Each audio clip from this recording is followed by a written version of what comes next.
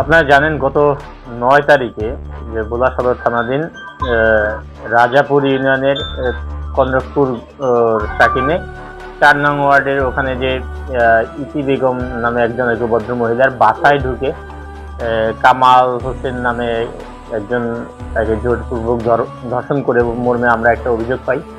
অভিযোগ প্রাপ্তির সাথে সাথে আমরা মামলা রুজু করি এবং তাৎক্ষণিকভাবেই অফিসার ইনচার্জ সদর মডেল থানার নেতৃত্বে আমাদের বিভিন্ন টিম বিভিন্ন জায়গায় ছড়িয়ে পড়ে এবং আসামি গ্রেপ্তারের চেষ্টা অব্যাহত থাকে। তার প্রেক্ষিতে আজকে ভোর রাত্রের দিকে আমরা ভোর রাত না ঠিক ভোর একেবারে সকালের দিকে 5:30-6টার দিকে আমরা আসামি কামাল হোসেনকে গ্রেপ্তার করতে সক্ষম হই।